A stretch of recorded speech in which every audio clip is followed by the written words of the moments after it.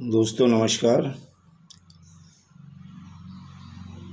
एक बार फिर आप लोगों के बीच में हम अपने नए वीडियो के साथ आपके बीच में हाजिर हैं। दोस्तों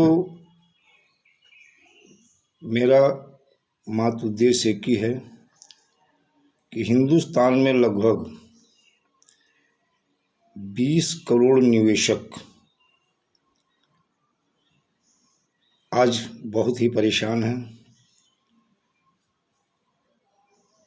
20 करोड़ निवेशकों के साथ साथ देखा जाए तो जो एजेंट हैं, जो बेरोज़गार थे, बेरोज़गारी की वजह से किसी न किसी चिटफंड कंपनी में एजेंट का काम किया। ये कंपनियां आरओसी से रजिस्टर्ड थी या क्रेडिट कोऑपरेटिव सोसाइटी के माध्यम से थी। कृषि मंत्रालय भारत सरकार एमसीए में रजिस्टर्ड थी। इडरा जैसी संस्था का इन्हें सर्टिफिकेट मिला था। वास्तविक में इसका जिम्मेदार कौन है? क्यों कंपनियों को आरओसी रजिस्टर्ड करती है, इडरा जैसी जिम्मेदार संस्था मेंबरशिप देती है, इन कंपनियों को प्रमोट कौन करता था? आखिर ये महाठग है कौन और किसके इशारे पे ये सारे काम हो रहे थे? तो दोस्तों कहीं ना कहीं देखा जाए जिम्मेदार हमारी भारत सरकार भी है, हमारी स्टेट गवर्नमेंट भी है, और बलि का बकरा एजेंट और निवेशक बना। क्योंकि बेरोजगार थे और इसे प्रमोट कौन करता था? कई ऐसे स्टेट हैं आप देखेंगे तो रोजगार मेला लगाया जाता था। चाहे कलेक्टर हो, सांसद हो, विधायक हो या अन्य अधिकारी हो, ये लोग इन कंपनियों को प्रमोट करते थे। चाहे मुख्यमंत्री रहे हों, चाहे मुख्यमंत्री के बेटे रहे हों, कानून मंत्री रहे हों, सारे लोगों ने इन कंपनियों को प्रमोट किया। इन कंपनियों, बहुत सारी ऐसी कंपनियां जिनके न्यूज़ चैनल हैं, न्यूज़पेपर आते हैं, कहीं ना कहीं इन सारी चीज़ों को देखकर, उन मंत्रियों को देखकर, उन विधायकों को देखकर, उन सांसदों को देखकर लोगों ने भरोसा किया, इन कंपनियों में काम किया, इन कंपनियों में अपना पैसा जमा किया और बहुत सारे निवेशक अपने सारे खर्चों को रोक करके अपने बच्चों की शादी के लिए, मकान के लिए या बच्चों के अच्छी एजुकेशन के लिए अपना पेट काट कर पैसा जमा करते थे। देखा जाए तो एक बहुत बड़ी दैविक आपदा है। हिंदुस्तान में 20 करोड़ निवेशक हैं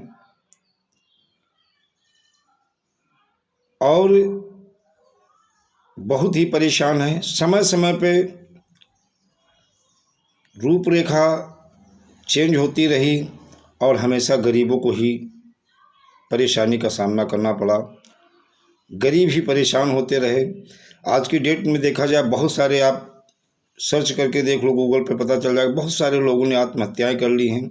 निवेशकों ने, एजेंटों ने आत्महत्या कर ली। लेकिन इसकी तरफ किसी का कोई ध्यान, किसी सरकार का कोई ध्यान नहीं जा रहा। मैं नहीं कहता हूँ कि कोई सरकार जो है ध्यान करे।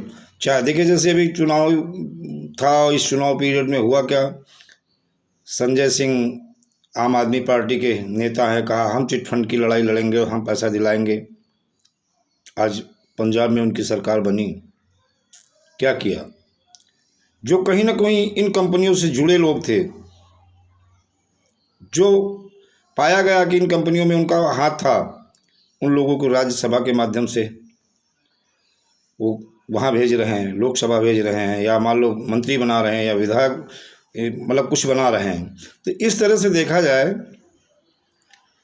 ये सब चट्टे बट्टे एक हैं। और दोस्तों पैसा इतनी आसानी से नहीं मिलेगा। आज सूचना के तहत जो जानकारी ली गई, Sai Prakash property development limited company 111 crore 56 lakh रुपया रिकवरी कर लिया गया है। इन कंपनियों की प्रॉपर्टी को, संपत्ति को बेचकर सेबी, जो हमारे देश की जो विनियामक है, stock exchange board of India, इतना पैसा रिकवरी किया है, लेकिन किसी एक भी निवेशक को रिलीज नहीं किया गया। क्यों? पहले कंपनियों ने लूटा, अब गवर्नमेंट वही काम कर रही है अपनी संस्थाओं के माध्यम से। किसी भी चिट फंड कंपनी का अगर देखा जाए, सारा इंडिया का 24,000 करोड़ रुपया सेबी के पास है, क्या किसी निवेशक को मिल रहा है? तो दोस्तों, ये पैसा आसानी से मिलने वाला नहीं है। हम लोगों को आने वाला सन 2024 में जो एमपी का चुनाव है, सांसद वाला चुनाव है, इसका बहिष्कार करना होगा। पहले भुगतान और फिर मतदान। हमें न्यायालय के माध्यम से भी लड़ाई लड़नी होगी, हमें सरकार से भी लड़ना होगा, हमें रोड पे भी उतरना होगा। अगर पैसा लेना है तो सब लोग एकजुट एक बैनर के नीचे आके, और ये युद्ध स्तर पे हमें अभियान छेड़ना पड़ेगा। मुख्यमंत्री से भी मिलेंगे, मंत्रियों से भी मिलेंगे, क्योंकि सुप्रीम कोर्ट का ऑर्डर हुआ, क्या हुआ उसमें? क्या पल्स का पैसा मिला? उच्चतम न्यायालय जबलपुर का ऑर्डर हुआ साई प्रकाश वाले मैटर में, क्या निवेशकों का पैसा मिला? यहाँ तक कि जो उच्चतम न्यायालय जबलपुर ने ऑर्डर किया था कलेक्टर भोपाल को, कलेक्टर भोपाल ने उस ऑर्डर पे केवल फॉर्मेलिटी अदा की। एक पत्र पुलिस महानिरीक्षक को भेज दिया, एक पुलिस अधीक्षक को भेज दिया, एक कलेक्टर रीवा को भेज दिया, और उसके बाद ठंडे बस्ती में जब वकील के माध्यम से उनके पास पहुंचे तो बताते रिमाइंडर भेजा गया। रिमाइंडर का कोई जवाब नहीं आया। फ्रीज करने का उच्चतम, यानी साई प्रकाश के मैटर में जो ऑर्डर हुआ हाई कोर्ट का सन 2017 में हुआ, WP 145/17 में ऑर्डर हुआ। 2-3 साल तक कलेक्टर भोपाल ने उससे कोई कार्रवाई नहीं की। फिर कंटेम्प्ट ऑफ कोर्ट किया गया। उच्चतम न्यायालय हाई कोर्ट जबलपुर ने 30 वर्किंग डे, यानी 30 दिन का समय, वर्किंग दिन का समय दिया कि इसमें कार्रवाई करना होगा। अगर नहीं करते हो तो जो भी याचिका के कर्ता की तरफ से जो भी खर्चा आएगा वो कलेक्टर को दे होगा। ये ऑर्डर लगभग 1 साल हो गया। केवल कलेक्टर भोपाल ने कलेक्टर रीवा को एक पत्र भेजा कि इनकी प्रॉपर्टी फ्रीज कर दी जाए। उच्चतम न्यायालय ने ऐसा ऑर्डर दिया, लेकिन उस पर भी कोई कार्रवाई नहीं हुई है, वो भी ठंडे बस्ते में। तो दोस्तों, ये पैसा कैसे मिलेगा, इसके लिए हम आपको जागरूक होना पड़ेगा, रोड पे उतरना पड़ेगा, और इसे सन 2024 के पहले ज़बरदस्त ढंग से हमें ज्ञापन भी देना होगा, न्यायालय द्वारा भी लड़ाई लड़नी होगी। और बड़ी दुख की बात है कि आज उच्चतम न्यायालय के ऑर्डर को, आज सुप्रीम कोर्ट के ऑर्डर को कोई कलेक्टर नहीं फॉलो कर रहा है। ये बहुत बड़ी दुख की बात है।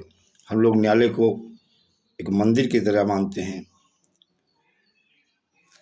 लेकिन आज कोई सरकार हो, किसी की सरकार हो, उच्चतम न्यायालय का ऑर्डर नहीं माना जाता है, तो हम लोगों को क्या होगा?